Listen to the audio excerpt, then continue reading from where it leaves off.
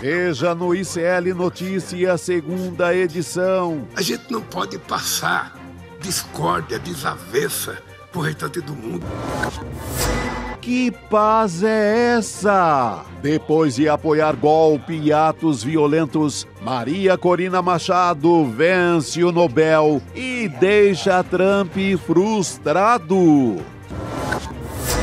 Gás para o crime organizado. Reportagem do ICL mostra que presidente do União Brasil teria intermediado reunião entre a empresa de gás e Beto Louco, líder do PCC. Quem será o escolhido por Lula? Barroso anuncia aposentadoria e cotados já batalham para ocupar cadeira no Supremo Tribunal Federal. O ICL Notícias, segunda edição, está no ar.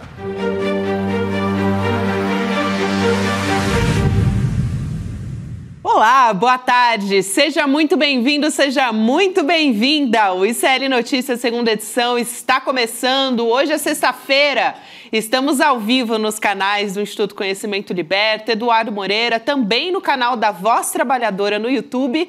Boa tarde para você que nos ouve pela Web Rádio São João, em Quixadá, no Ceará, e também na Rádio Cultural, na região da cidade de Torres, no Rio Grande do Sul. Vamos lá para esse 10 de outubro de 2025. Chico Sá, Juliano Medeiros, boa tarde para vocês. Boa tarde, Gabi. Boa tarde, Chico. Boa tarde, querido, Olha, querida. Esse tempinho de São Paulo, assim, deixou essa sexta-feira um pouco esquisita. É, já tem a complicação do metanol na bebida, né? Que isso já complica uma sexta-feira. Chuva, mas estamos firmes.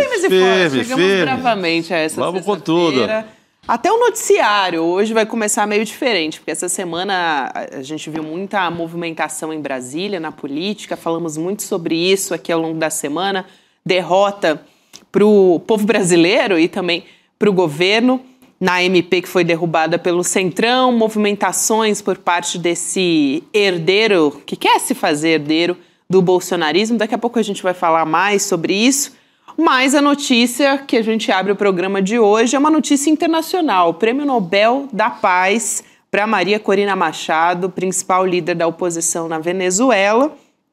Ela vive escondida do Nicolás Maduro, então não se sabe nem se ela vai até a Noruega para, de fato, receber esse prêmio em dezembro em mãos. A gente já tem um perfil da Maria Corina para colocar aqui na tela e começar a destrinchar um pouco desses detalhes a respeito dela. Em 2002, um histórico aqui da vencedora do Nobel da Paz de 2025.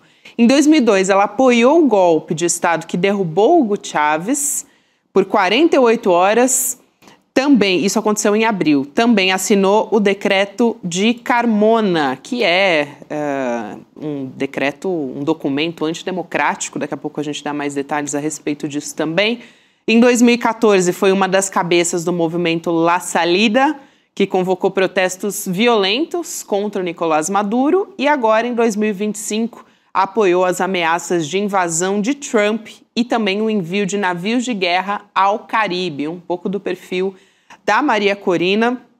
Acho que vale também, Chico e Juliano, a gente contar um pouco sobre esse perfil, não só da Maria Corina, mas do Nobel da Paz também. Pois é, né? Que é controverso, já tem figuras ao longo da sua história que fica difícil transformar num prêmio legítimo, como o nome da letra fria diz, né?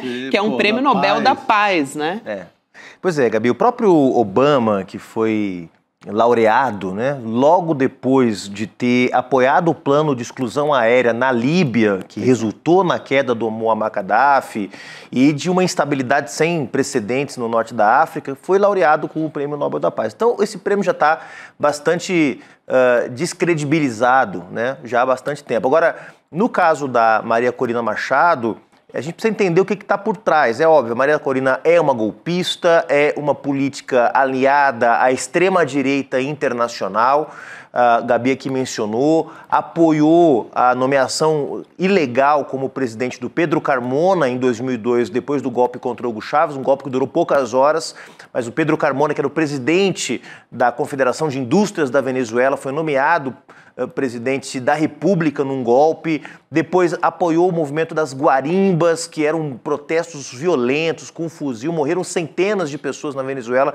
em protestos violentos. A chamar de protesto é até um eufemismo, né? Numa tentativa violenta de golpe, mais ou menos como a gente viu no Brasil aqui no 8 de janeiro, né?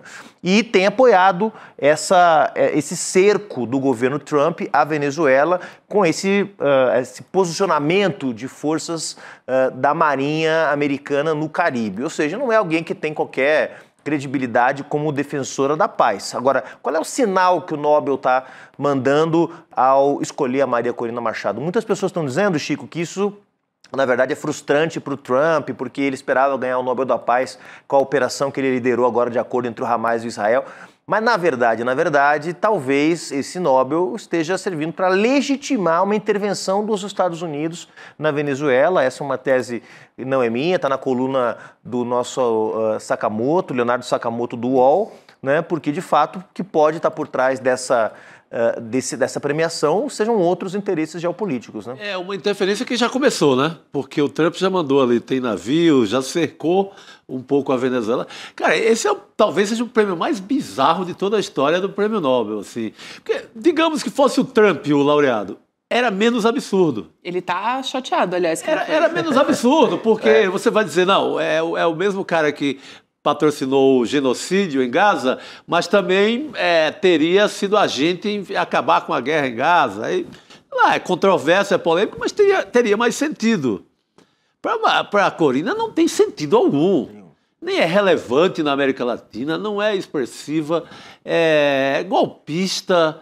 Sabe, pô, dá para o Xandão, que defendeu a democracia aqui, com unhas e dentes e careca e tudo mais que um homem pode defender a democracia. Não faz não tem o menor cabimento, né? É uma piada. O Trump fingiu que estava chateado, né?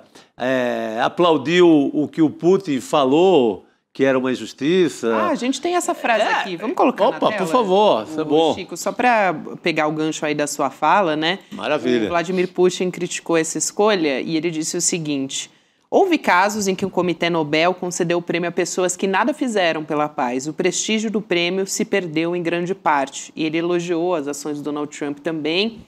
Então, por isso que se atribui a uma crítica justamente do Trump não ter recebido esse plano. Eu vou passar de volta para você, Chico, mas acho que faz muito sentido. Ele faz que está chateado, mas nem tanto, porque abre a influência do Trump na América Latina, no fim das contas, né? Como o Sakamoto apontou nessa coluna. Mas que ele escreveu. o Trump não precisa também de uma desculpa dessa, sabe? Ele já posicionou porta-aviões, o escambau ali, ele já veiculou falsos ataques a barcos que seriam de traficantes da Venezuela. Ele já construiu todo um teatro dessa invasão. Também não precisa de grande desculpa para invadir, para massacrar nenhum país, né? Ele tem mais uma agora a favor dele. Mas, cara, não faz sentido, não é ninguém... Poderia haver um direitista inteligente que interferiu de forma positiva e acabou com alguma guerra. O que essa mulher fez para a paz do mundo, gente? Nada. Nada. Olha, aqui a gente, nós três aqui, rapidamente poderíamos listar aqui meia dúzia, uma dezena de pessoas que mereceriam Prêmio Nobel da Paz no Brasil e na região. Né? Ou em outras partes do mundo, o papel que a Greta Thunberg tem tido, por exemplo, ao denunciar essa grande coalizão negacionista que impede que a transição climática avance no planeta. Ela está defendendo a humanidade se somando à flotilha que ia para Gaza até semana passada. Se a gente pensar no Brasil, lideranças indígenas, Sônia Guajajara, a Joênia Wapichana, a Marina Silva. A gente poderia pensar no Brasil, na América Latina, num sem número de pessoas que realmente... O Padre Júlio Lancelotti, nosso querido Padre Júlio, aqui... Belo nome, aliás. Que se dedica, né, dioturnamente às pessoas em situação de rua, até lideranças realmente governantes, ex-governantes, que poderiam ser laureados, né? Realmente o prêmio foi jogado no lixo. né, com o que aconteceu hoje, o Prêmio Nobel da Paz não vale mais nada. Pois é. Né, e assim, perde o sentido da gente defender alguém sério para esse prêmio. Porque vai defender... Com esse histórico exatamente, vai defender. Quer dizer, se falava até pouco tempo do Pepe Mujica para Nobel da Paz, né? Que foi um cara que foi importante na transição democrática no Uruguai, além de ser presidente, né? Vai entregar o prêmio para o Mujica, um prêmio que está com a Maria Corina. É degradante para quem recebe esse prêmio. O sentido, Perde o valor. Sujou. Você vê a dificuldade que tiveram aqui no Brasil, na imprensa brasileira, os defensores da Corina, por exemplo. Tiveram uma dificuldade imensa em justificar o prêmio para ela. Não há razão, não tem a menor razão. Que luta pela democracia essa senhora teve? Nenhuma. E você viu, Chico, o que ela falou sobre receber o prêmio também? Vi, aí gostei. Ela fez exaltando o Donald Trump. Não, mas ela falou que estava chocada. Eu também tô, né? Então eu gostei, tô chocada. Eu também. Desculpa, dona Corina, eu tô choquito. Vamos colocar aqui na tela também essa declaração da Maria Corina Machado. Ela foi para as redes sociais dizer: esse imenso reconhecimento da luta de todos os venezuelanos é um ímpeto para completar a nossa tarefa, conquistar a liberdade. Lembra um certo discurso. Estamos no limiar da vitória e hoje, mais do que nunca, contamos com o presidente Trump, o povo dos Estados Unidos, o povo da América Latina e as nações democráticas do mundo como os nossos principais aliados para alcançar a liberdade e a democracia. Depois ela diz que a Venezuela será livre. Ela coloca os Estados Unidos como um exemplo de país democrático, né? Que agora vai massacrar o povo dela, o povo da Venezuela. E aí o Trump, ele compartilhou essa publicação da Maria Corina e, segundo a Bloomberg, até chegou a ligar para ela para dar os parabéns e tal. Mas o diretor de comunicação da Casa Branca, o Steven Schunk, também fez uma publicação que foi um pouco no sentido de esse prêmio deveria ter sido Donald Trump. Ele diz: o presidente Trump continuará fazendo acordos de paz, acabando com guerras e salvando vidas. Estão surfando ainda a onda daquele acordo de paz que foi anunciado junto com o Netanyahu, né? E perseguindo imigrantes, e poluindo o planeta, inviabilizando o Acordo de Paris e mandando tropas para a Venezuela. O que mais que o Trump vai fazer pela paz? Aí ele diz que ele tem um coração... É impressionante, assim, esse post. Ele diz que ele tem um coração de um humanitário. E nunca haverá ninguém como ele capaz de mover montanhas com a força de sua vontade. Isso é verdade, né? Pro mal, mas dá para levar em consideração. O Comitê Nobel aprovou que eles colocam a política acima da paz. E a Maria Corina, ela foi indicada ao Prêmio Nobel pelo secretário do Donald Trump, que é muito exaltado pelos bolsonaristas, o Marco Rubio. Claro. Olha só que interessante, né? Os bolsonaristas estão felizes com esse prêmio, porque a Maria Corina vale tanto quanto o Donald Trump, quer dizer, nada, né? É uma golpista, é alguém que certamente, se tivesse chegado ao poder na Venezuela em algum momento, teria colocado o país de joelhos os interesses internacionais. Então, acho que, claro, frequenta esses fóruns, CEPAC, esses congressos da extrema-direita mundial hoje. A Maria Corina por isso que o prêmio sai tão desgastado. Não é porque ela não fez nada pela paz. Não só não fez nada pela paz, como está alinhada a uma corrente ultraconservadora de extrema-direita. Né? Nós tivemos já na experiência desses quase 30 anos de chavismo vários tipos de oposição. Desde o Capriles, que pulou lá a Embaixada de Cuba, né? Depois voltou Capriles, hoje é uma oposição moderada na Venezuela. Né? A Maria Corina Machado sempre foi a ala mais violenta, mais golpista, mais antidemocrática. Então, de fato, que ela seja laureada com o Prêmio Nobel da Paz, joga, de fato, a credibilidade desse prêmio na lata do lixo, né? Totalmente. Agora mostra também a força da extrema-direita, né? Sim. De capturar um prêmio como esse que se apropria vez por outra comete seus pecados, mas tinha ali uma certa aura de alguma independência e tal, né? Daqui a pouco o prêmio vai premiar um cientista que é contra o aquecimento, que diz que não existe aquecimento. Não falta mais nada, né, um cientista que diz que vacina contamina as pessoas. A sequência é essa. Essa. Vai, né? Um matemático que questiona a fórmula de Pitágoras, sei lá, né? Premiar um negacionista no próximo ano, é o caminho. Bom, a gente vai continuar discutindo esse assunto daqui a pouco aqui também. Vamos girar a página para falar de uma reportagem especial aqui do SL Notícias também? Gostei muito, já adianto. Tem gostei novidade muito aí, né, Chico, Sim. nessa história envolvendo o Antônio Rueda, presidente do União Brasil, reportagem exclusiva aqui do ICL Notícias, assunto que é destaque também no nosso site. Você pode ler a reportagem em iclnoticias.com.br, porque lá tem vários detalhes. Apuração dos jornalistas Flávio VM Costa e Alice Maciel. Essa reportagem aponta que o Rueda atuou como intermediário numa negociação para a venda de uma empresa de gás de cozinha, empresa ligada a uma dupla acusada de comandar um mega esquema de lavagem de dinheiro que atendia o PCC. Você deve se lembrar quem é essa dupla, mas eu explico aqui também. São o Roberto Leme, mais conhecido como Beto Louco, e também o Mohamed Hussein Morad, apelidado de Primo. A gente falou muito deles. Eles são apontados pela Polícia Federal e pelo Ministério Público de São Paulo como líderes dessa rede de lavagem de dinheiro por meio de fraudes fiscais no setor de combustíveis e também o uso de fundos de investimentos da Faria Lima. Falamos longamente sobre isso aqui, já teve operação a respeito desse assunto e está tudo sob investigação pela Polícia Federal também. Eles são considerados foragidos pela Justiça. E aqui eu estou dando uma contextualizada porque o assunto tem muito detalhe realmente. Essa informação da negociação foi repassada por 3 líderes do mercado que pediram anonimato, claro, porque tem medo de represálias. O que eles relatam? Que em abril de 2024, o Antônio Rueda convidou um executivo do setor para uma reunião lá em Brasília com o Roberto Augusto Leme da Silva, ele que se apresentou na ocasião como investidor da Tanque Gás.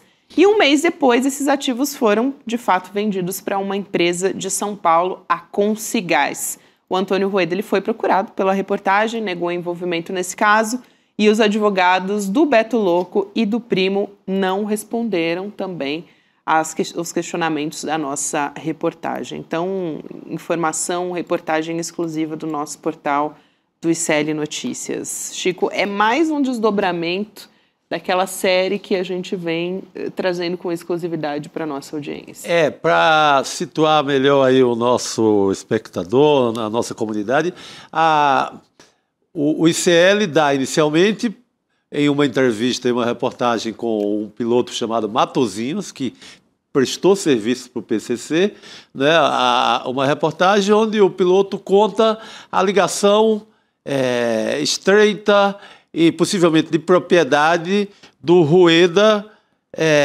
e aviões ligados a Piracicaba Táxi Aéreo, Isso. Que é famosa por cortar os céus do Brasil transitando com elementos do PCC. Já tínhamos essa ligação. Agora já é um novo negócio do Rueda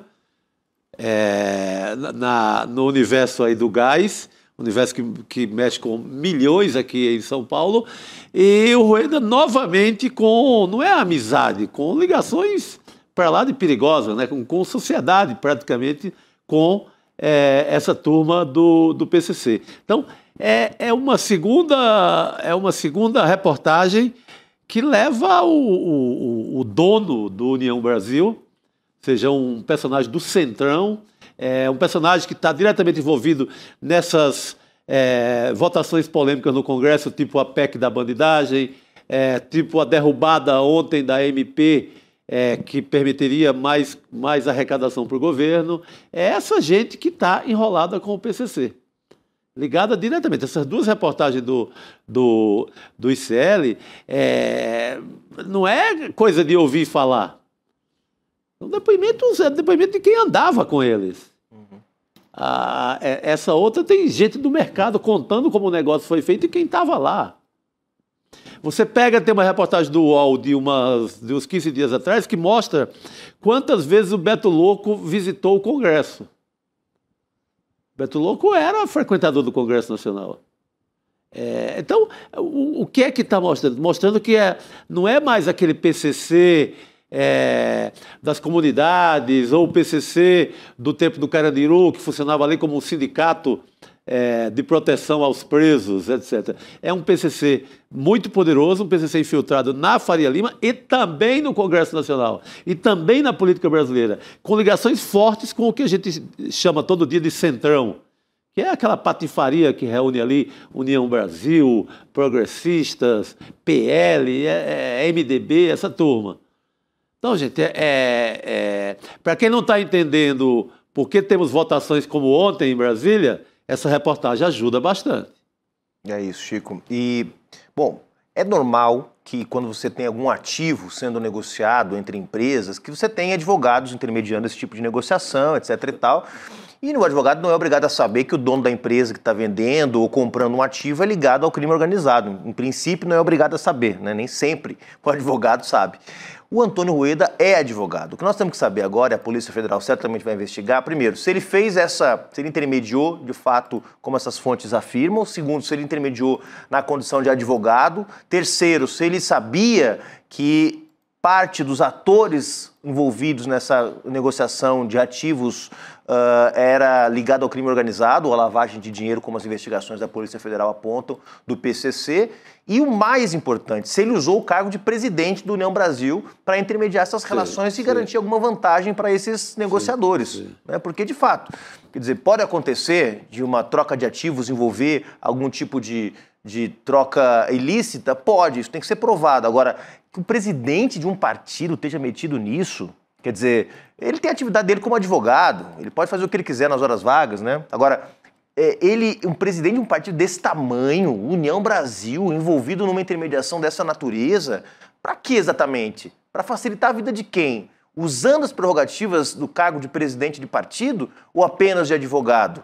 Alguém ganhou alguma coisa no meio do caminho? Alguém ligado ao poder público, aqui para ser bem específico? Então, acho que a investigação da Polícia Federal tem várias respostas que ela deve procurar para as perguntas que estão colocadas, né? Porque, de fato, é grave que um presidente de partido esteja metido nesse tipo de intermediação. Vamos voltar um pouco também à PEC da bandidagem. O que é que tinha de curioso naquela PEC da bandidagem? Que estavam chamando de PEC do Rueda, né? PEC do Rueda. Por quê? O que é que tem lá de mais curioso é que a proteção a qualquer tipo de bandidagem não era apenas para os parlamentares, para senadores e deputados federais. Protegia também presidentes de partidos, presidentes nacionais de partidos. Quem são presidentes nacionais de partidos envolvidos em falcatruas nos últimos tempos? Antônio Rueda, Ciro Nogueira e outros... Valdemar da Costa Neto e etc. Então, era muito direcionada. Começa a aparecer essa lista de escândalos quase diárias. A gente tem que deduzir que os caras estavam buscando proteção. O curioso é que isso que você ressalta, Chico, eu quase não vi sendo falado sobre esse aspecto da PEC da bandidagem. Sim, estava protegendo os dois. Os dois estão... presidentes nacionais de partidos. Era um aspecto ali que não era comentado quando se falava a respeito dessa PEC. Ia passar direto. Não, e quase não passou porque a sociedade cresceu o olho ali. Quer dizer, passou. Passou. Foi aprovada. Foi o Senado que não passou, né? Esqueci agora, foi aprovada. Depois é que teve a pressão da rua e, em seguida, o Senado engaveta. Ali o Moro era o único que queria defender um aspecto, né, relacionado a um ponto específico da PEC. Ele até disse que ia apresentar como um outro projeto. Ele ia dar uma remendada lá. Mas não teve como, ia ficar feio. E ficou feio para ele, para o juiz, ele acabou pulando fora. Não, e você pega o mesmo Rueda, em março de 2024, está envolvido lá numa confusão com o Luciano Bivar, que era dono do PSL, que vira União Brasil, e na disputa, os dois eram muito amigos. É o Bivar que o coloca nos negócios, o coloca na direção do Esporte Clube Recife, o coloca no mundo de Brasília,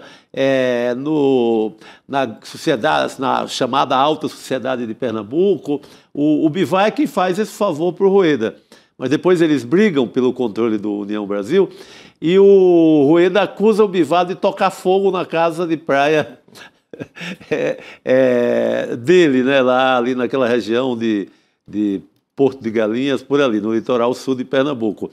E, por sua vez, o Bivar acusa a mulher do Rueda de roubar uma mala. Caramba. Uma mala da casa dele. Dinheiro? Pegue o fundo partidário, quanto esses caras recebem por mês? A nossa custa, né? Claro. E aí dá para deduzir o que tinha essa mala misteriosa que a polícia de Pernambuco até agora não desvendou. Eu cobro a Polícia de Pernambuco porque eu acho que tem um inquérito aberto no incêndio da casa e até hoje não foi resolvido o mistério da mala. Essa mala deve ter algum tesouro. E o curioso Estou aguardando. dessa história do incêndio também, que é muito bom de relembrar, é que pegou essas duas casas que são do Rueda e da irmã dele, que são próximas naquela região de Pojuca, que é Porto de Galinhas, em Pernambuco, né? Mas que quando houve perícia, de fato se constatou que foi provocado, foi um incêndio provocado. O incêndio é criminoso mesmo, né? Não, quem acusa o adversário político, o Bivar, é o próprio Rueda, né? Enfim, que gerou aquele embate. Mas que foi um incêndio provocado, segundo a perícia, isso... O Rueda diz que foi o Bivar mesmo, que mandou tocar fogo ali. Tutti buona gente. Imagina a máfia que é isso, né? Isso. Agora, é uma máfia que vive bem, né? Que vive no litoral de Pernambuco. Então não se conseguiu provar que foi ou não o adversário político dele. Exatamente. Acho que a pergunta que fica, né, a gente já falou sobre isso outras vezes aqui, é como um sujeito que não tem passado, que não tem...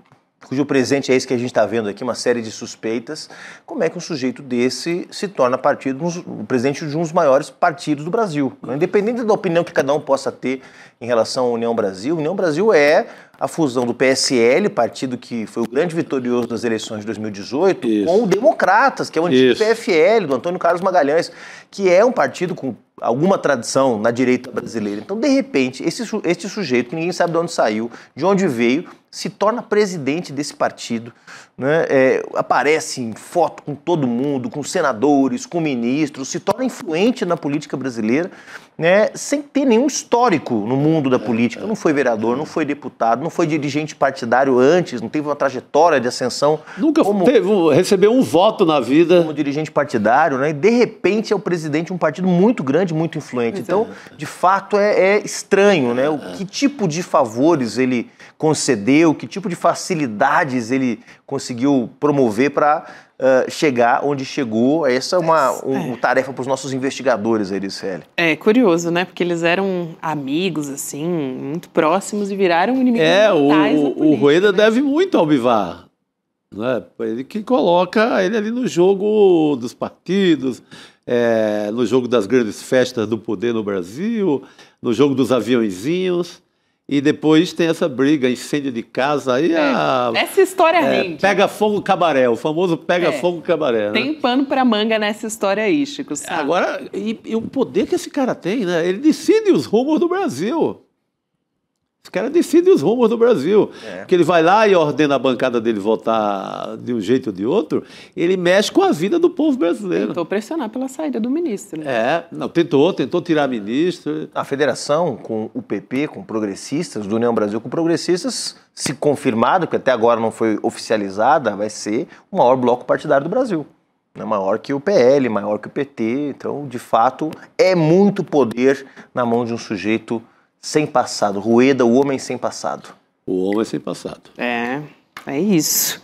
Vamos falar de outro assunto aqui também, gente, que é importante. A saída do Luiz Roberto Barroso, mais do que a saída do Barroso, né, do Supremo, e sim quem vem agora. Quem será o sucessor do Barroso? Essa é a grande questão. Aliás, o presidente Lula já indicou muitos ministros, né, para o Supremo Tribunal Federal. Vai indicar mais um agora. Recentemente, o Flávio Dino, o Cristiano Zanin, que foi advogado dele.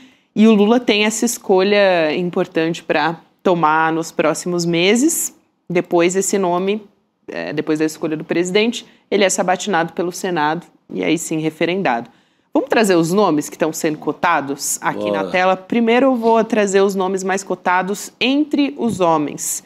O Jorge Messias, advogado-geral da União, todos candidatos à vaga do ministro Barroso. Gente, Bruno Dantas, ministro do TCU, Rodrigo Pacheco, senador, Vinícius Carvalho, o ministro da CGU.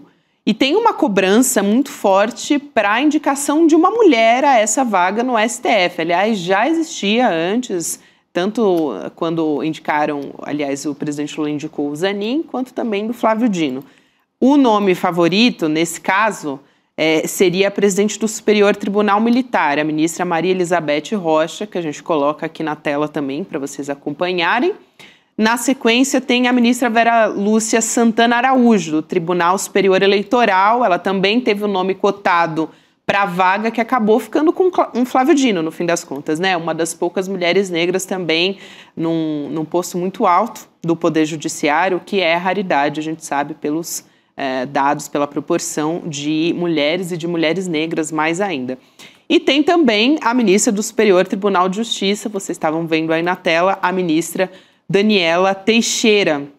Aliás, agora começa uma pressão, como já houve no passado, Chico e Juliano, de instituições das mais diversas para realmente que seja uma mulher, enfim, uma mulher negra. O Instituto de Defesa da População Negra até divulgou uma carta para o presidente Lula, cobrando a indicação da primeira mulher negra ao STF também. Só sobre isso, sem dúvida, os grandes favoritos são o Jorge Messias e o Rodrigo Pacheco. O Rodrigo Pacheco é o candidato do Davi Alcolumbre, a quem o presidente Lula tem devido muito ultimamente, porque o Senado tem sido uma trincheira de resistência aos interesses do Centrão na Câmara, né? Bruno Dantas tem relações com Gilmar Mendes que já tem várias indicações nas cortes superiores nos últimos anos, tem acumulado muitas indicações, não é um sujeito muito próximo do universo do presidente Lula, dificilmente seria ele, né? Ele é casado com a filha do João Camargo, do Grupo Esfera, aqui de São Paulo. Ex-diretor da CNN, ex-presidente da CNN. É de uma representante de empresário, assim.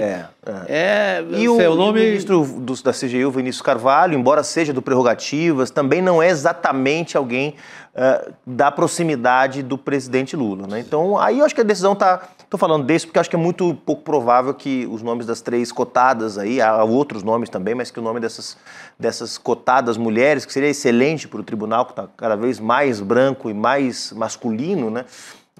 Mas acho muito difícil, acho que a tendência mesmo seria Rodrigo Pacheco, que está bem nas pesquisas para governador em Minas Gerais, né, e é ex-presidente do Senado, passaria facilmente pela sabatina do Senado. O Jorge Messias, que é jovem, tem ainda uma trajetória longa pela frente, poderia ser um nome de bastante confiança. Eu acho que o critério que o presidente vai utilizar se é o critério da governabilidade, vamos dizer assim, seria o Rodrigo Pacheco, porque é alguém que, digamos, alarga um pouco, né, o rol de apoios para a eleição do ano que vem, se ele pensar no curto prazo. Se ele pensar no longo prazo, o nome é o Jorge Messias, que é um nome ligado ao PT, né, e que certamente daria aí uma ponte com um ministro mais progressista no Supremo Tribunal Federal, o Messias, que é do PT, o Rodrigo Pacheco, que é do PSD, um partido de direita, um partido centrão. Então, apesar dos pesares, ainda assim, desses nomes que estão ali, o Jorge Messias segue sendo uma figura muito favorita. Ele que é um bom ministro da AGU, né? Sim. Mas eu vou embora porque eu quero ouvir a opinião de outra pessoa. Professor! A opinião do grande Rodrigo Viana. Posso? Muito bem, pode. Sextou, professor. Vai sextar mais cedo.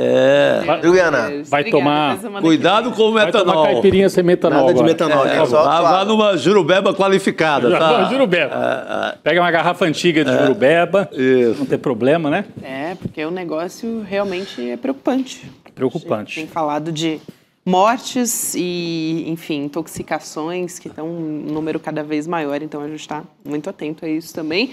E a política de São Paulo a respeito disso, né, Chico? Depois a gente vai falar... Eu posso falar rapidinho sobre o negócio do Supremo, Gabi? Sim, Opa! claro. Não, porque eu concordo, assim, que os dois nomes mais fortes são o Rodrigo Pacheco e o Jorge Messias. Até no ICL Urgente eu estava falando uma diferença importante dos dois, claro, né? Mas só para a gente frisar, o Jorge Messias fez a fala mais forte contra a pejotização.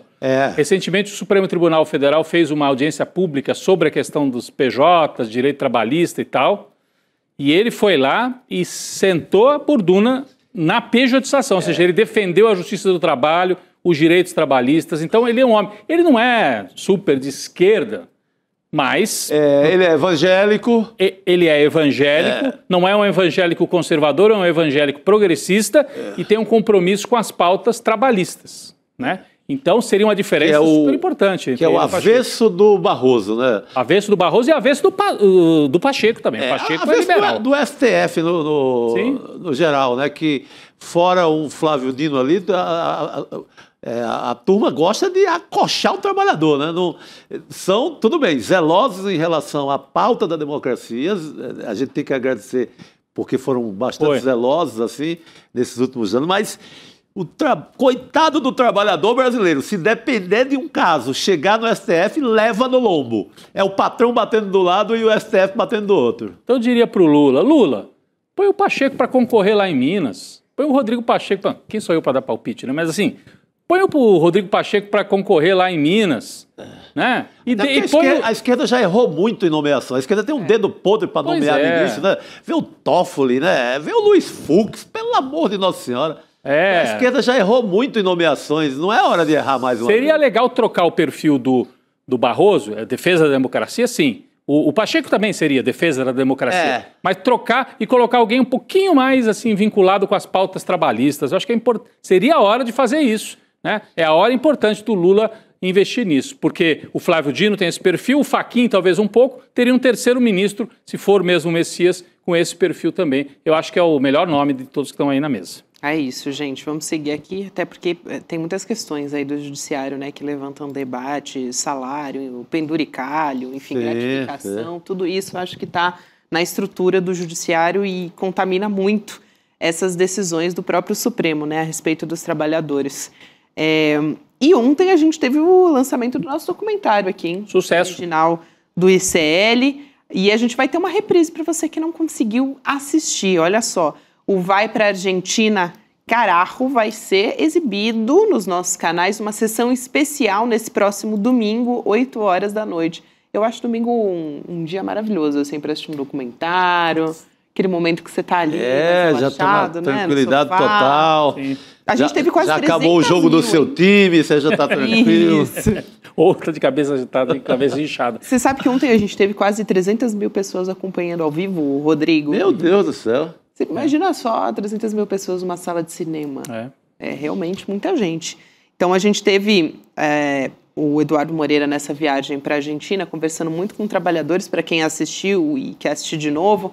Mas a ideia mesmo, o mote principal é essa questão da economia e das fake news relacionadas ao milagre do governo Milei.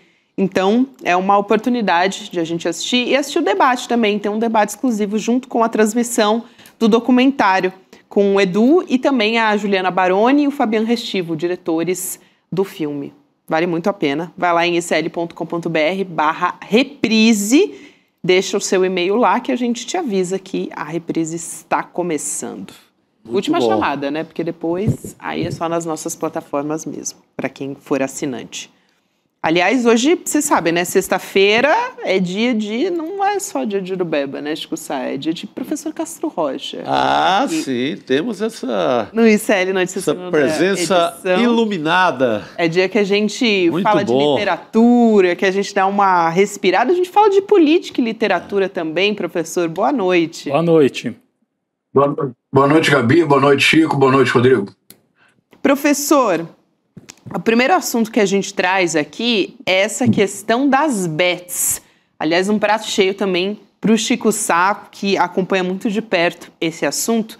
Foi uma pauta que foi retirada lá da história do IOF na Câmara dos Deputados, porque foi quase que uma moeda de troca. E, no fim das contas, nem isso levou adiante a MP. Foi derrubada mesmo assim.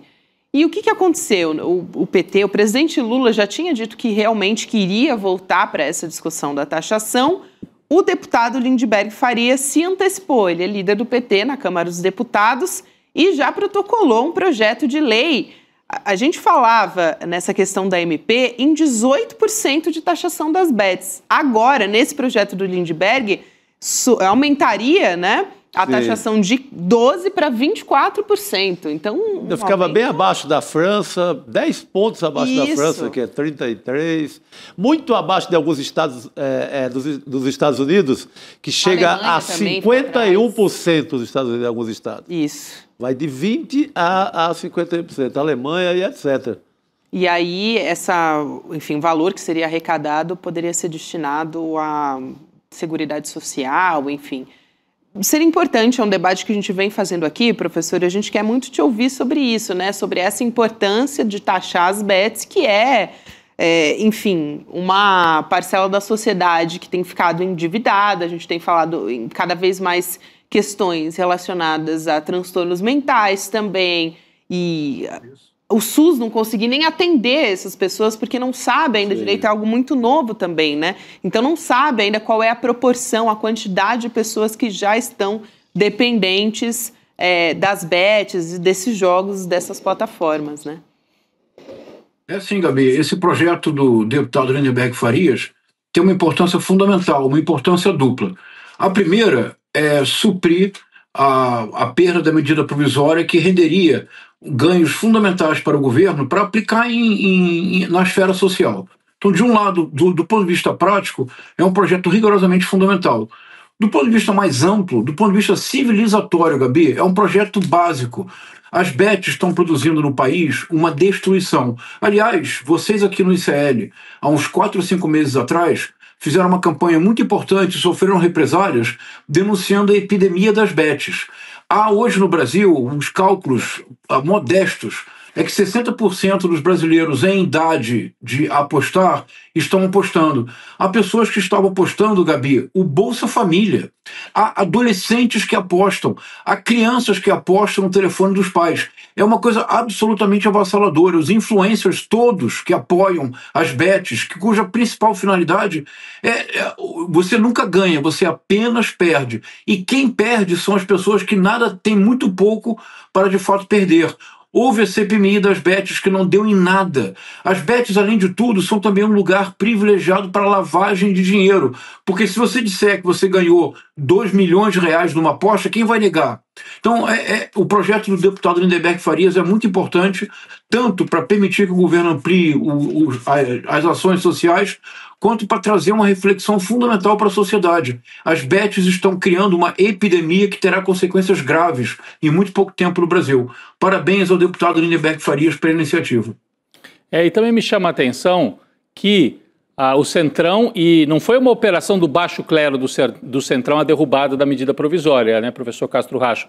Foi uma operação dos capos, dos chefes. Né? O Tarcísio já tinha aparecido, até porque o Sóstenes, o líder do PL, entregou o jogo, foi para a tribuna e falou: obrigado, Tarcísio, por ter ajudado a derrubar a taxação dos ricos, né, e das bets. Agora, hoje saiu a informação de que o Kassab se envolveu pessoalmente. Também. E quando você olha a votação do PSD, do partido do Kassab, metade da bancada votou com a oposição. E eles têm ministérios e tal. Quem não votou com a oposição foi aquele setor que já está mais próximo do lulismo, o pessoal, né, de alguns estados assim que o PSD não é da direita, mas é mais ao centro realmente. Mas então chama a atenção que os chefes do Centrão estejam tão empenhados não só em proteger as emendas parlamentares deles, em proteger as bets. Isso me chama a atenção. Agora há pouco, o Chico, a Gabi e o Juliano Medeiros, aqui antes de eu entrar, comentavam sobre o Rueda, sobre o chefão do União Brasil, um personagem que está aí enlameado, misturado com compra de avião que não está em nome dele, misturado com negociação de empresa de gás, né? E aí se mistura fintech, bet, crime organizado e o Centrão. Está na hora de ir para a ofensiva contra essa gente, você não acha, professor? E o governo sentiu de ontem para hoje. Haddad falou, com o jeito elegante do Haddad, mas falou. Falou, foi no... E o presidente Lula, na entrevista lá na Bahia, que ele deu ontem também, falou. Hoje também, deu uma estocada. Então, tem que ir, tem que fazer esse combate, não só a gente aqui, mas as principais lideranças políticas do país, né? Sem dúvida, Rodrigo. Eu acho que é o caso de haver uma nova mobilização nas ruas. Porque o que está de fato em jogo? O que está de fato em jogo é uma política mesquinha de antecipação da eleição em 2026. Exato. O princípio do qual o Centrão, o Tarcísio e o Kassab partem é que se essa medida provisória tivesse sido aprovada, isso traria para os cofres da União recursos suficientes para implementar programas sociais fundamentais para o povo brasileiro. O que eles consideram? Que se esses programas fossem implementados, que a popularidade do presidente Lula, que voltou a se recuperar e começa a bater recordes dentro desse terceiro mandato do presidente Lula, que a tendência seria fortalecer o governo e fortalecer a imagem do presidente, tornando o pleito em 2026 ainda mais favorável para uma reeleição. Que atitude eles tomam? Eles não permitem a aprovação da medida provisória, o que implicará para o povo brasileiro a perda de benefícios sociais importantíssimos. Mas não é só isso não, Rodrigo. Veja, quando houve o tarifaço do Trump, a ameaça do tarifaço, e no primeiro momento parecia que seria um desastre para o Brasil. Hoje já sabemos que o efeito no PIB não superará 0,6%, mas nós pensamos lá atrás que seria um desastre.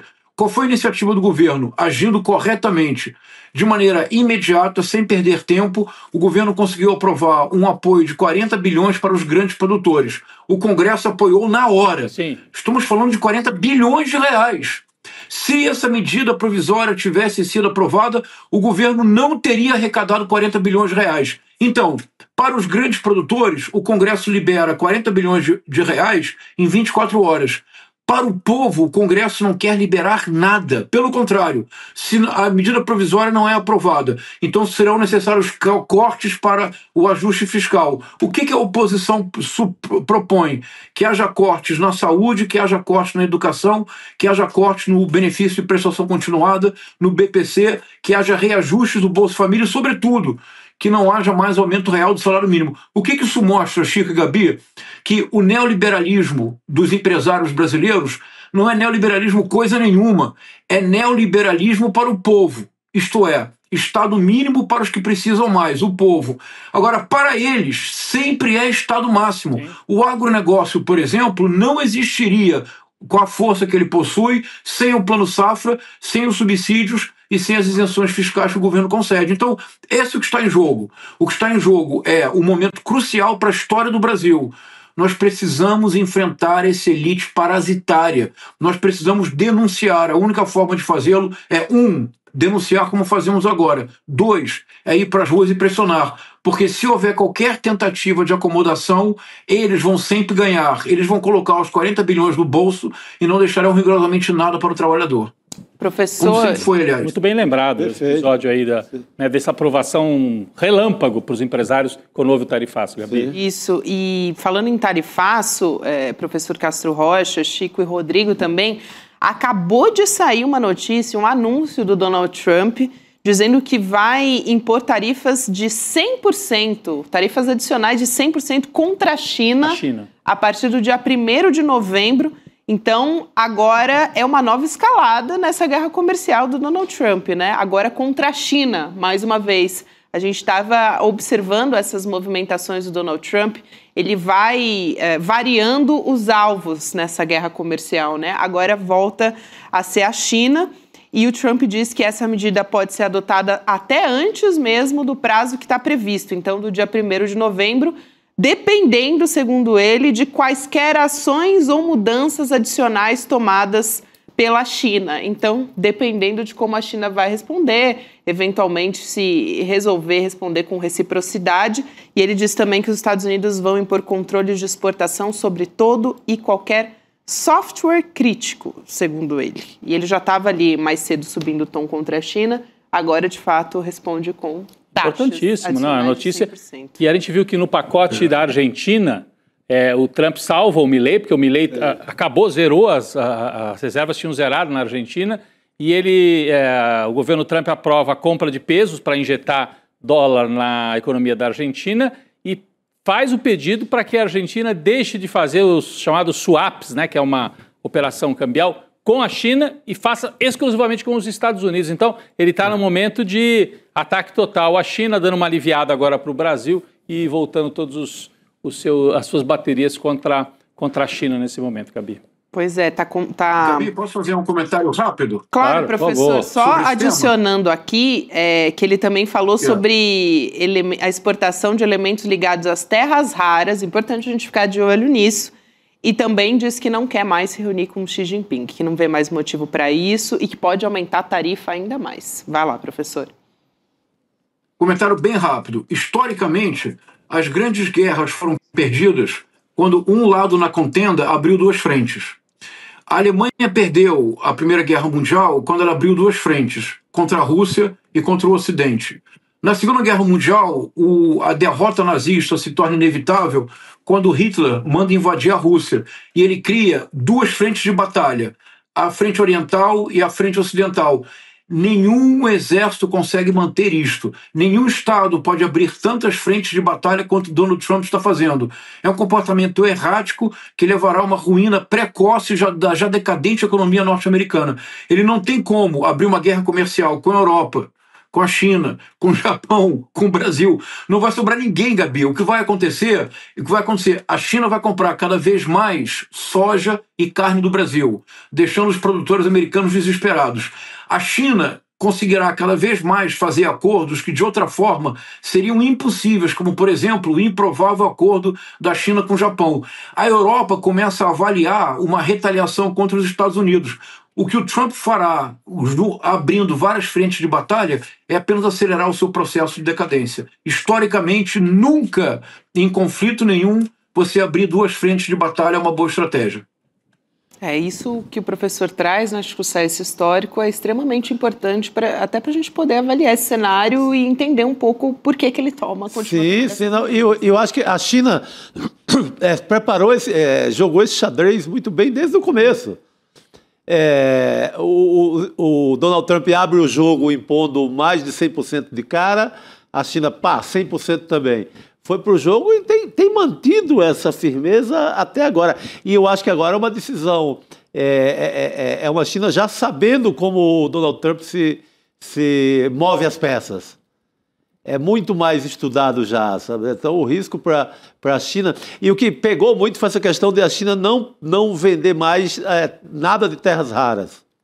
O que vai obrigar o Donald Trump a tentar buscar aqui no Brasil. Na Bolívia, no Brasil. Essa é a importância da América Latina nesse sentido, né? E agora, por outro lado, eu concordo que ele abre várias frentes e é impossível ganhar a guerra travando tantas batalhas ao mesmo tempo.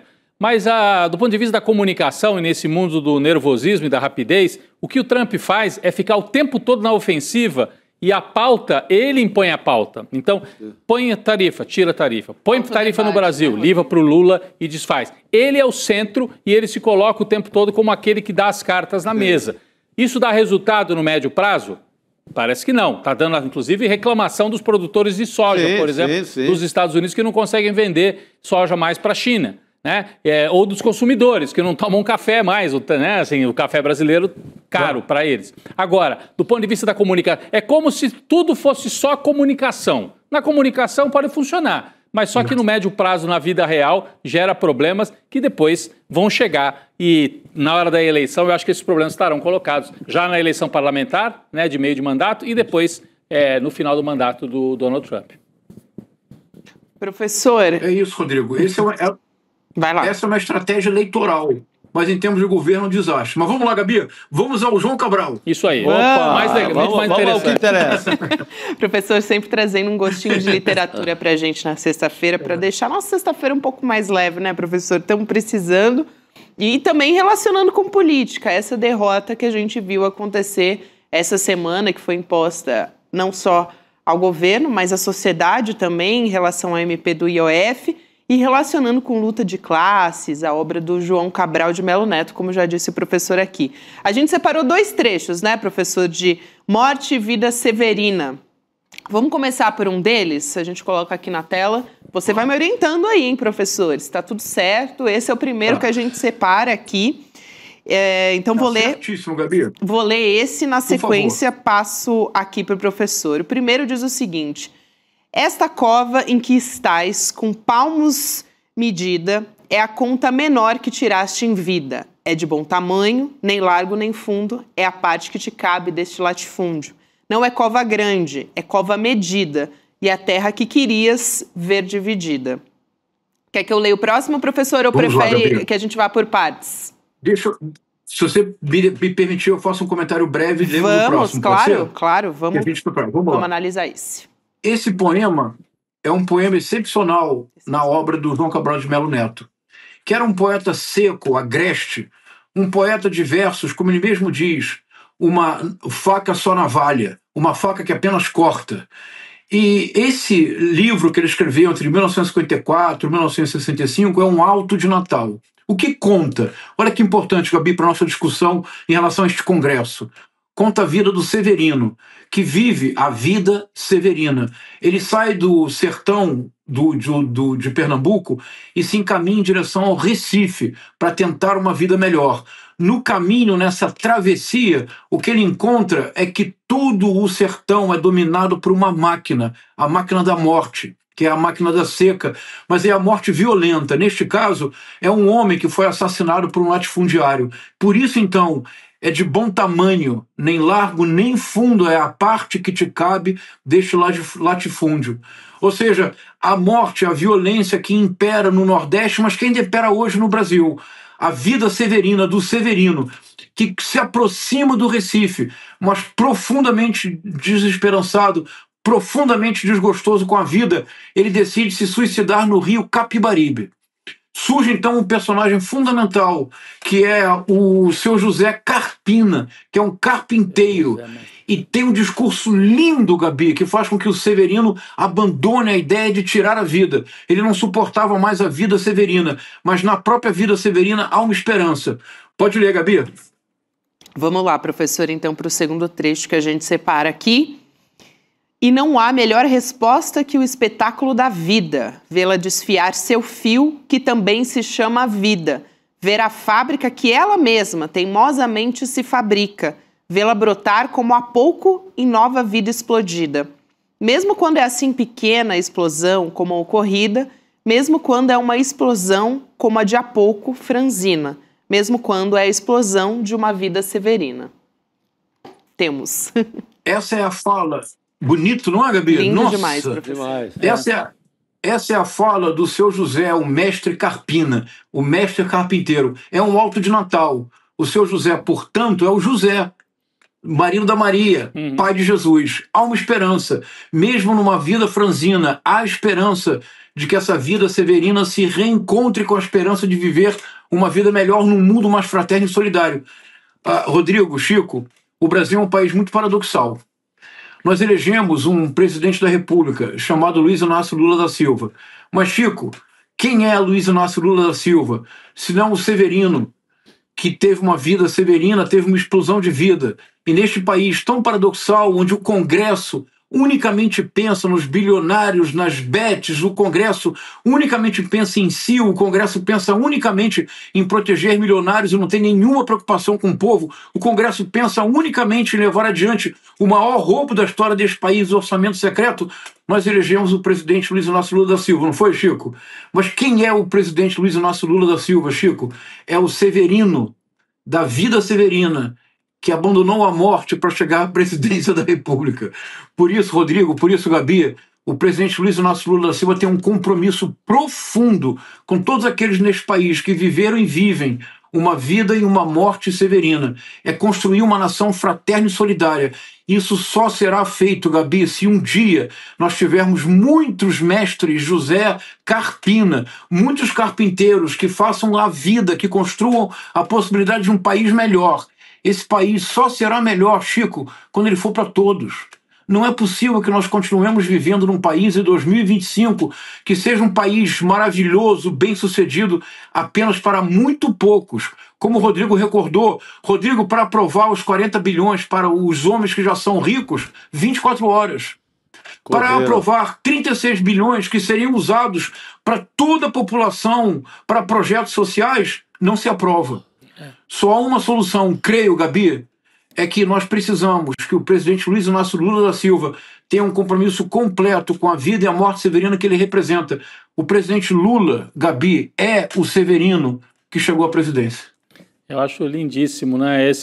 O primeiro trecho que a Gabi leu aqui, eu não consigo nunca mais ouvir sem a música, né? Porque o Chico Buarque musicou, né? Então, enquanto a Gabi lia, eu quase cantava aqui junto. É impossível, quase. Mas é belíssimo. E o segundo trecho, eu lembro de ter lido e tal. O segundo trecho é logo depois de um nascimento, não é isso? Tem um parto, não é isso, professor? Isso. Acontece um parto, né? É a alegoria do nascimento de Jesus, que é o alto de Natal. E por isso que ele fala de uma vida pequena, né? É o José Mestre Carpina. Mestre Carpina. Isso. É isso, meu, né? É lindíssimo, é uma Eu vi coisa uma espetacular. peça de teatro. Eu também vi uma a vez. peça. Acho que quando eu era é bastante popular, né? Uma peça É muito encenado. belíssima, A primeira encenação foi aqui em São Paulo, no Teatro da PUC. Isso, foi lá mesmo que eu assisti. E você assistiu lá também. Mas essa que você está falando, a primeira é dos anos 60, né? Dos anos 60. É. Com o Chico Buarque já na trilha sonora. Mas eu não assisti nos anos 60, obviamente. Sim, não, mas você viu também na Nós PUC. viu nos anos Sim, 60. Você viu no mesmo lugar. Mas foi uma encomenda para o João Cabral escrever esse Alto Natal, da Maria. Acho que da Maria Clara Machado, né? Que encomenda ele. Foi encomenda do João Cabral para o Chico escrever a trilha. Que era super jovem o Chico, né? Era um jovem compositor de Muito menos de 30 jovem. E anos. deu nessa beleza toda aí. É demais. É. Maravilhoso mesmo. É tão bonito, não é, pessoal? E é um poema incomum na obra de João Cabral. Talvez seja o poema do João Cabral que melhor se comunica diretamente com o povo. Sim. Porque está na tradição do cordel também. Exatamente. E o Severino ele sai ali da Santa Cruz do Capibaribe e vai descendo para o Recife. Pelo Rio, né? Pelo Rio. Isso. Inclusive passa em Carpina, que é a terra do José aí, que José é Mestre também Carpina, perto da... Ah, o Mestre Carpina é por causa da Exatamente. cidade, do povoado de Mas Carpina. o do Carpinteiro, não, juntou tudo o Carpinteiro com a cidade de Carpina, fica ali a uns 50 quilômetros do Recife. Legal. É maravilhoso, professor. Que privilégio, né? Eu Pô, sempre termino a sexta-feira falando. Essa foi, acho que, a minha preferida do professor. Aí na semana que vem, Por exemplo, acontece de novo. eu sabia assim, de alguma esperança do Mestre Carpina, mas eu nunca tinha visto como o professor falou. Agora, com essa beleza de Lindo. prestar atenção no espetáculo da vida e não desistir dela. É isso. Porque fica muito marcado Exatamente, pela tentativa de pular da ponte, né? Sim. Porque tem a frase, seu José Mestre Carpina, que diferença faria se, em vez de continuar, saltasse numa noite fora da ponte da vida? Não é assim o trecho? Isso, Se eu estou lembrando. exatamente. Né? Aí vem esse trecho, e não a melhor resposta. É isso mesmo, Rodrigo. É isso aí. Até porque ele vem É lindo, não é, pessoal? ele vem relatando personagens para quem a vida não vale muito. Isso. Aquele que morre de morte matada antes dos 30. Vários personagens cuja vida não vale nada. Não vale nada. Inclusive a dele. E aí, quando ele chega na ponte, lá na capital, ele pensa, né? Aí vem essa belíssima lição do Mestre Carpina. Ele diz, olha o espetáculo da vida, Severino. Segura aí, Severino. Mas, Chico, olha, é como a elite vê o povo brasileiro. Ainda hoje, 2025, esses congressistas que suspenderam a medida provisória, esses congressistas que apenas pensam em proteger milionários, para eles, a nossa vida, Chico, a minha, do Rodrigo, a do Gabi, a do Chico, a dos que nos assistem, a nossa vida é uma vida severina, não tem nenhuma importância para eles. Muito bom, professor. Muito bom, professor. E um outro olhar que a gente traz aqui sobre morte e vida severina. Um prazer sempre aprender com o senhor, professor. Um privilégio ter o senhor aqui toda sexta-feira com a Obrigado, gente. professor. Um abraço Obrigado, grande. um abração. Até a Uma alegria. próxima. Até semana que Um vem. abraço. professor. Obrigado, pessoal. Um abraço. A gente fica até mais leve depois de conversar com o professor. Muito Hoje bom, consegue excelente. deixar os temas todos muito leves também aqui, né? Não, essa iniciativa entre o professor e o nosso Ricardo Gouveia de trazer aqui na Sexta Literatura dessa forma é muito boa. Exato. Pra gente é legal, eu imagino espero que o povo em casa curta Com também. certeza, aqui a gente vê o chat enquanto o Dá professor vontade de ir lá, Castro Rocha tá de chegar falando. em casa, procurar o livro do João Cabral, reler esse, outros. Dá né? mesmo. Dá Falando vontade. em ler, Rodrigo, a gente tem a revista Liberta com Opa! artigos, análises aprofundadas, enfim, reportagem. Essa edição, vale a pena a gente colocar aqui na tela, é o Javier Milei estampando a capa da nossa muito quinta boa, edição. Já estamos na quinta edição da revista Liberta. A gente está trazendo o Milei por um fio. Pendurado no obelisco lá na 9 de julho. Pendurado no obelisco. Muito boa essa capa que traz artigos da Maíra Vasconcelos e do Fabiano Restivo, que é o diretor do nosso filme aqui original do CL. Eu lembrei né? até, o título me lembrou até o tango do Gardel, Por uma Cabeça. Por uma Por um cabeça. fio, por uma cabeça. Me lê por um fio. E é a capa que tem o Milei, inclusive o Castro Rocha é um dos colunistas fixos da revista. Isso. É um privilégio E também. tem você também nessa, você e a Roberta Garcia. Isso, a gente vai falar sobre o metanol, os casos de contaminação. Não quero dar muito spoiler, né, Chico? Sim. Mas são análises diferentes. Uma é uma experiência pessoal e a outra é um pouco comparando as ações dos governos, governo federal de São Paulo, vale a pena dar uma olhada depois Muito das bom. pérolas que a gente ouviu, né? Uma crise sanitária, a gente ouvia quase que uma releitura Muito bom. Leremos. do Bolsonaro. Então a gente tem os fixos também, como já disse Rodrigo e Chico também, Castro Rocha, Andréa Dipe, sensacionalista, Luiz Costa Pinto também essa semana. O Demore. Tem o Demore, enfim, a gente tem as nossas colunas fixas. Vai lá em revistaliberta.com.br. Se você ainda não fez a sua assinatura, vale a pena, porque é uma leitura de final de semana, é um prazer também que a gente tem de poder tá nas análises de uma maneira diferente do nosso dia a dia, do nosso noticiário aqui nos nossos canais. Vamos chamar a Cristina Serra para conversar com a gente. A gente estava agora há pouco trazendo uma notícia de última hora, né, Cris, com o professor Castro Rocha, do Trump anunciando tarifa de 100% contra a China. Vou te dar boa noite e, claro, vamos começar por aí, né? Boa noite, Gabi, Chico e Rodrigo. Eu estava aqui encantada, embevecida. Como não, né? Magnetizada com a aula do Castro Rocha. Realmente um privilégio. Muito bom. E eu adoro, amo o João Cabral, então que delícia. Demais, Cris, demais. A gente também. Mas a gente tem que falar do Trump e da China, não é isso? Vamos dar uma respirada para trazer essa informação. Aqui agora há pouco eu falei essa medida nova, né? Uma nova etapa da guerra comercial, uma nova investida do Donald Trump contra a China, deve entrar em vigor no dia 1º de novembro, mas ele já adiantou que não necessariamente, isso pode entrar em vigor até antes, dependendo da resposta da China. Já está deixando a responsabilidade nas costas da China, dependendo de como o país vai responder o anúncio do Donald Trump. Então, era uma ameaça que já tinha sido feita, Cris, nas redes sociais. O Donald Trump tinha subiu o tom contra os chineses hoje mais cedo, estava acusando o país de controlar a exportação das terras raras, né, de elementos ligados às terras raras. É principalmente esse o foco de ataque do Donald Trump dessa vez. Mais uma etapa dessa guerra comercial que o Trump está movendo no mundo inteiro, né? Cada hora ele escolhe um inimigo nessa guerra, né? Agora é a China. Aliás, a China é quase que um inimigo permanente e ele fica, às vezes, num jogo de morde-a-sopra, vai e vem. Sempre, claro, depende muito da reação da China, né? Mas, enfim, é mais uma etapa dessa guerra comercial que, pelo que a gente está vendo, será constante enquanto o Trump for presidente dos Estados Unidos, né?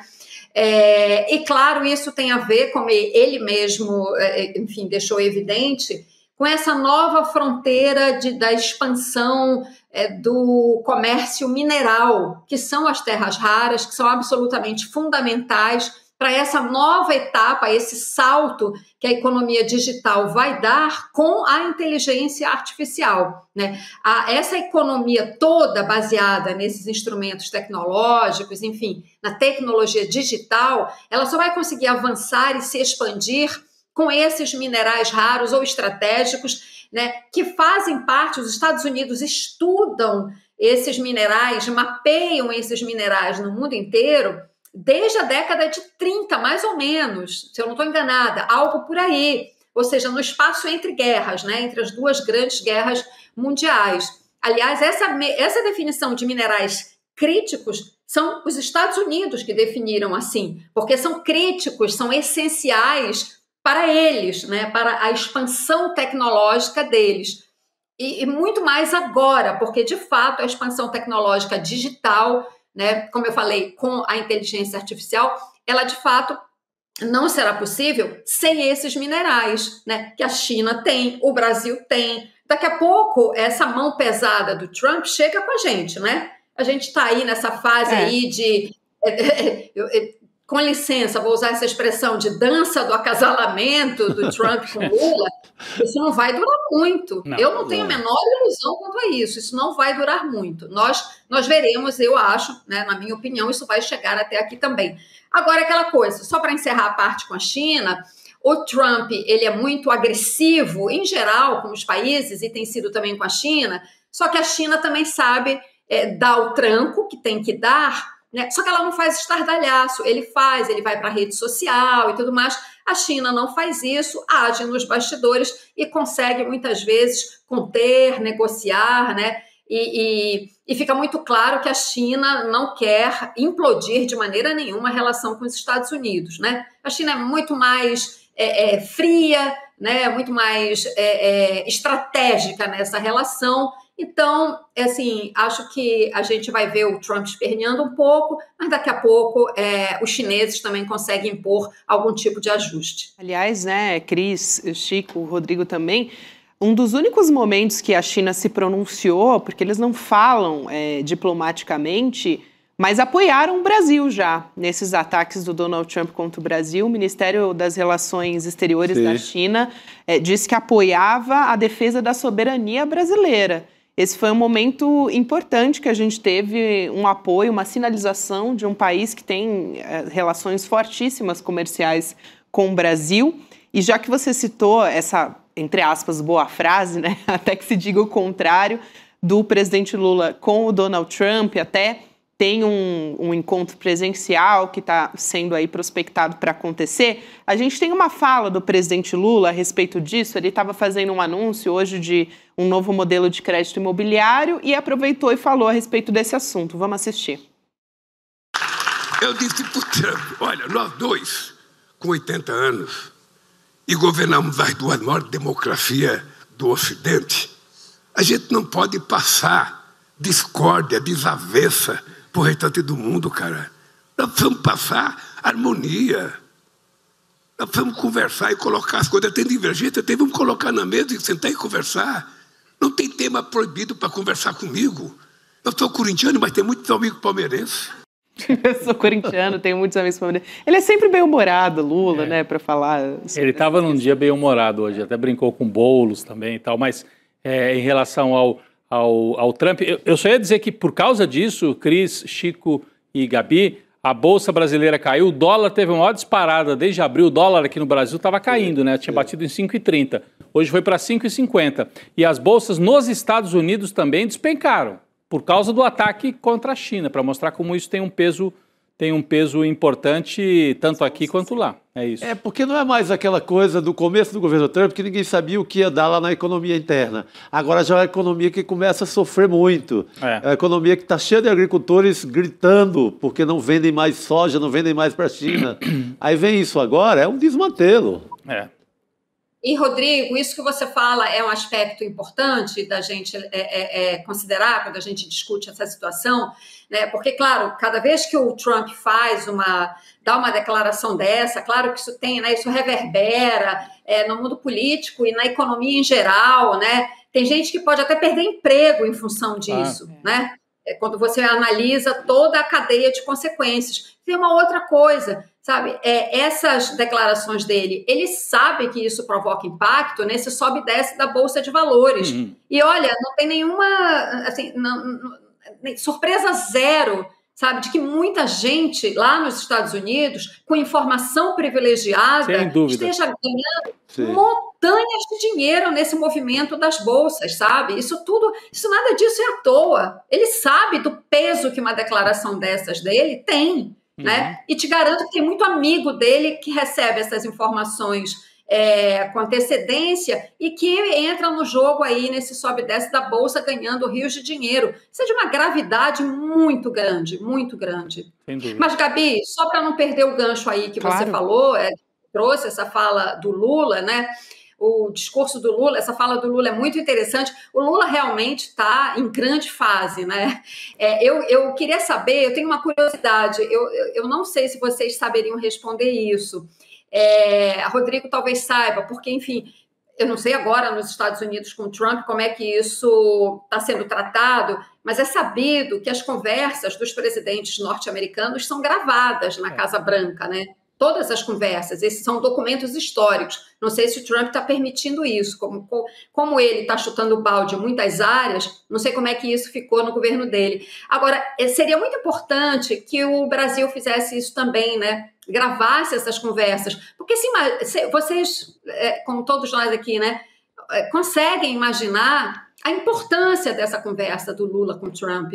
Seria muito importante que daqui a alguns anos, claro que isso não pode ser divulgado assim, agora, no momento em que as coisas estão acontecendo, mas para os historiadores, daqui a algumas décadas, né, esses arquivos sonoros poderiam ser abertos, né, para compreensão desse momento que a gente está vivendo. Então, assim, uma conversa do Lula com Trump, com a lista de assuntos que os dois países têm, né, para limpar o terreno, né, isso seria um documento histórico importantíssimo. Eu daria tudo para assistir, sabe, uma conversa. Mas, enfim, só para encerrar, isso aqui eu só estou manifestando uma curiosidade minha. Não, é super curioso. Vamos tocar essa bola, eu acho que é Luísa Vilela, Não, né? é super. Eu estava lembrando, né, assim, acho que todos nós, que quando vazam as conversas do Lyndon Johnson, né, o presidente da época do golpe de 64, 30 anos depois, aí a gente ouve ele conversando com o embaixador aqui no Brasil, dando ordem para ajudar no golpe de 64. Tudo isso ficou lá registrado, eles liberaram acho que 30 anos ou 40 anos depois. 30 anos depois.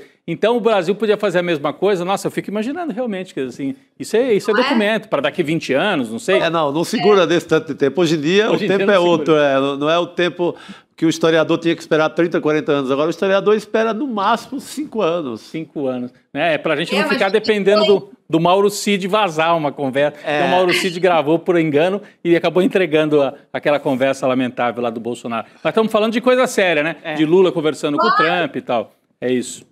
Claro, e a sensibilidade desse momento, né? Porque o Trump veio com toda aquela agressividade contra o Brasil, associando, né, fazendo a chantagem tarifária e associando isso à extinção do processo contra o Bolsonaro. O Lula reagiu com extrema altivez e dignidade. E, claro, ele tem mantido essa linha. Hoje, o que ele fala nesse discurso dele é exatamente nessa linha, que não tem assunto que eles não possam discutir e que ele usa uma expressão, se eu não me engano, eu não lembro agora se ele disse que não se pode conversar com alguém lambendo bota, algo assim, que a pessoa só é respeitada se ela impõe respeito, né? Ele fala isso. Ele falou isso para o Trump, algo nesse sentido. Eu não estou reproduzindo exatamente a fala. Ou seja, então, assim, é um momento crucial na relação entre esses dois países, entre esses dois presidentes, em função de todo esse histórico agora anterior, que foi muito ruim, né? E que é isso que o Lula falou, são os dois presidentes das duas maiores democracias, né, das Américas falando e que tem que falar de igual para igual. Né? Então foi uma fala muito importante do Lula, ele vai revelando, né? A gente está sabendo do conteúdo dessa conversa aos poucos, né? À medida em que ela vazou, foi revelada, enfim, e a gente vai sabendo aos poucos o que eles conversaram. Enfim, como eu falei, é um documento histórico.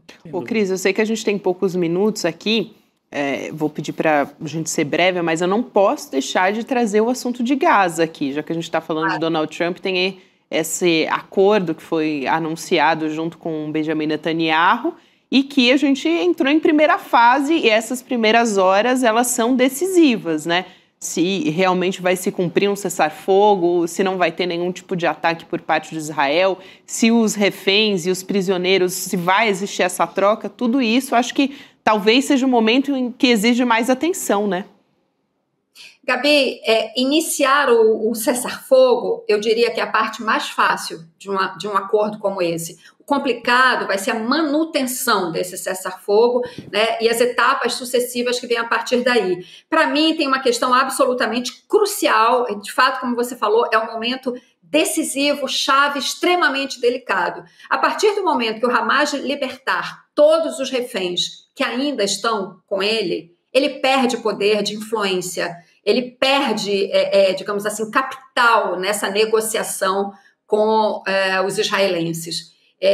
Quem é que garante que Israel vai manter a sua palavra e vai, de fato, se retirar do território? Né?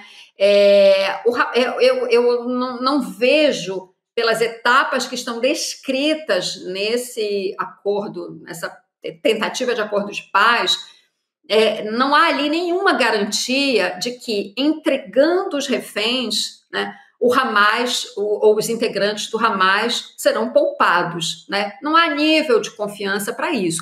Espero que, como os Estados Unidos estão empenhados nesse cessar-fogo, né, Espero que Israel também cumpra a sua palavra, vá saindo do território. Aliás, já saiu, né? O noticiário já informa que já retirou, já está se retirando, né? Mas, enfim, tem essa etapa crucial. Entrega dos reféns, entrega também dos palestinos que estão em poder de Israel, né? Isso é dos dois lados.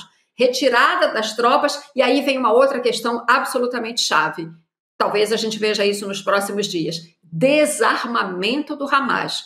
Eu acho que isso vai ser talvez a parte mais complicada de todo esse acordo. Se o acordo ultrapassar essas etapas, talvez ele ganhe ímpeto, força, e a gente veja um cessar-fogo mais duradouro. Enfim, não estou otimista nem pessimista, né? Estou assim tentando ser bastante realista, né?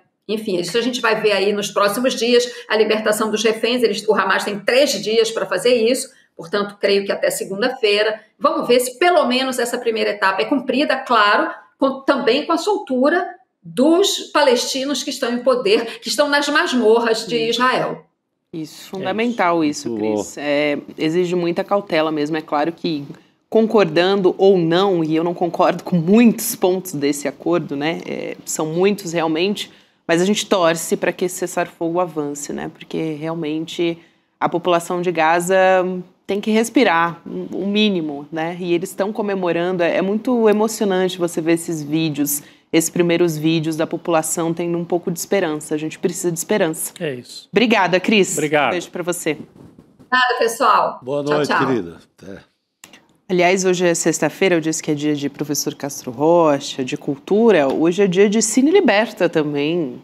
E hoje com um documentário muito forte, muito bom. Excelente. Agora, a partir das 7 horas da noite, você acompanha o nosso Cine Liberta. Em cartaz essa semana, nós temos o Cidadão Boylston. A gente pode falar muito sobre isso. Só rapidinho para a gente explicar como é que vai ser, né? O Duda Leite, o nosso apresentador do nosso querido Cine Liberta, ele vai receber o próprio Chaim Litevski, né? Que é o diretor. É o diretor do documentário. Então, a gente acompanha essa conversa. Eu acho que vai ser, assim, muito boa. Falar sobre memória, sobre resistência, né? Já que ele está, nesse documentário, investigando uma trajetória, né, de um empresário durante um período de ditadura. Sim. Você acompanhou bastante, né, esse documentário? Eu assisti esse documentário. Eu até levei os meus filhos, na época, adolescentes, para assistir. Eles ficaram impressionados, né, assim, com a história, que é muito bem contada.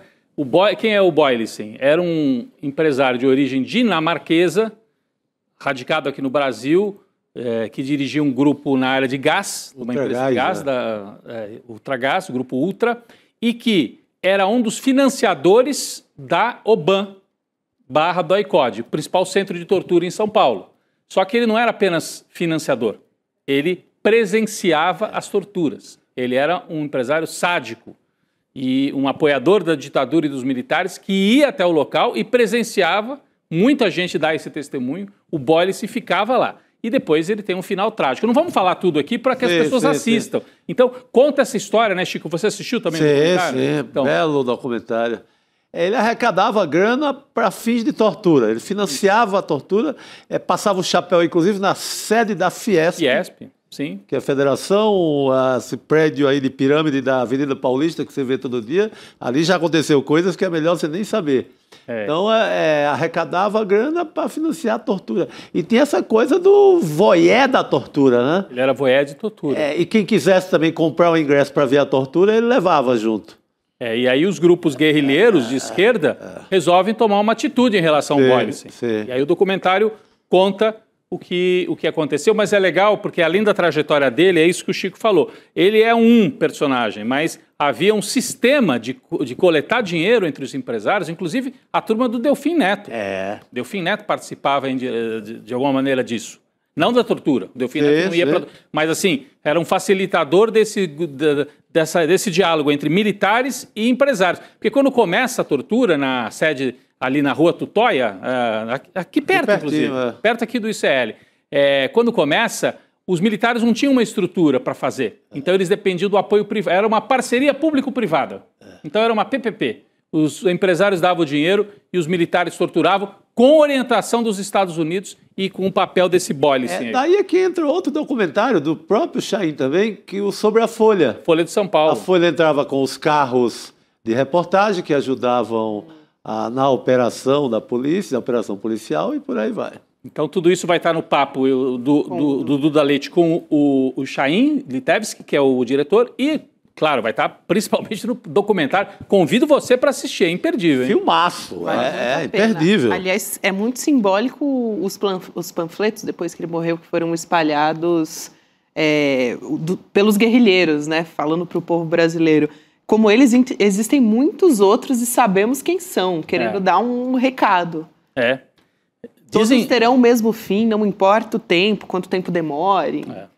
Eu ia contar que dizem que a família proprietária da Folha de São Paulo chegou a estar na lista para também ser, como eles diziam na época, justiçada, executada seria. Sim. Porque os guerrilheiros fizeram uma lista dos empresários que financiavam tortura e falaram, agora nós vamos para cima dessa turma. Diziam que era uma ação de justiçamento. De justiçamento.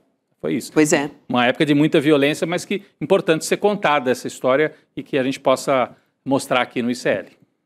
É isso, então, icl.com.br/cineliberta, entra no grupo do WhatsApp também para receber informações exclusivas, spoilers, tudo que você vai encontrar nos documentários que vão ser discutidos aqui. E esses papos estão muito bons, né? Além do documentário, que vale muito a pena assistir, também as conversas são bastante profundas, enfim, traz muito de memória, de resistência, enfim, é uma conversa interessantíssima nesse caso e em outros documentários que a gente já trouxe aqui no ICL também, vale a pena. É toda sexta-feira, dia 7, às 7 horas da noite, logo depois do N2, a gente tem o nosso Cine Liberta nos nossos canais e com a apresentação do Duda Leite. É isso aí, fica o convite. Bom, vamos nessa? Tá chegando a hora, né? Tá chegando a hora. Sem metanol, por favor. Jurubeba, mas olha a origem. De preferência, pega aí uma do sertão baiano. Sem destilados, que é onde a frutinha chamada jurubeba é mais saudável, tem o seu melhor lugar de plantio. É isso. A gente tem um minutinho, posso falar uma coisinha muito rápida? Está acontecendo uma mostra aqui em São Paulo, quem é de São Paulo. Lembrou. Eu queria falar disso 50 também. anos do jornal Movimento. Boa! O jornal Movimento, dirigido na época por jornalistas que falaram, em plena ditadura, nessa época aí, que o cidadão Bollesen vai tratar daqui a pouco. Lá na Maria Antônia, né? Está acontecendo no Centro Maria Antônia, que pertence à Universidade de São Paulo, mas fica na rua Maria Antônia, quase no centro de São Paulo. Uma amostra com as capas, com as principais reportagens desse jornal, que era um jornal de resistência. E eles tinham orgulho de ser um jornal sem patrão, que os próprios jornalistas organizavam sob comando de alguns nobres que estão por aí ainda, Raimundo Pereira, o grande repórter e jornalista Raimundo Pereira, e outros jornalistas. Então, hoje já aconteceram os debates falando do movimento. Hoje foi a abertura. Foi a abertura, mas essa mostra fica lá no Maria Antônia. Para você que é de São Paulo, que venha para São Paulo, vale muito a pena. Tem a ver com a resistência e a comunicação. A gente faz aqui de alguma maneira, mas muita gente já fez no passado e o jornal Movimento foi histórico. Excelente. Muito bom, muito bom. De combate à ditadura militar, acho que é providencial essa visita para quem está em São Paulo, que é um símbolo de luta pela democracia também. No Centro Maria Antônia, da Universidade de São Paulo, Rua Maria Antônia, onde houve também a famosa batalha da Maria Antônia. Né, é um espaço também que é histórico. É histórico para a memória da época da ditadura. Isso aí. Agora sim, então, Chico Sá, liberada a jurubeba, com cuidado. Cuidado. Tá perigoso, né? Cuidado. Abre uma garrafa antiga. Tá perigoso, inclusive porque você não tem no estado de São Paulo disposição em fiscalizar do governo. Então, torna mais complicada a situação. É isso aí. Como você diz? Como é? Juízo? Juízo, fala? Né? Sexta-feira. Juízo, mas nem tanto. Vamos embora. Tô de acordo, então, vamos embora. Segunda-feira estamos de volta aqui, hein? Boa noite para todo mundo, pessoal. Tchau. Sucesso estrondoso. Milhares de pessoas assistiram o nosso documentário Vai pra Argentina e entenderam por que Javier é hoje a maior fake news do planeta. Se você não assistiu o lançamento, uma boa notícia para você. A gente liberou por mais alguns dias o replay do filme. Então, se você quiser assistir a uma sessão gratuita desse filme, você tem poucos dias. Juntar sua família, seus amigos e assistir. Sugestão minha? Assiste. Você vai ver um mito cair diante dos seus olhos. Bom filme. Todos os dias, as principais notícias do Brasil e do mundo direto no seu WhatsApp, com informação de qualidade e sem fake news.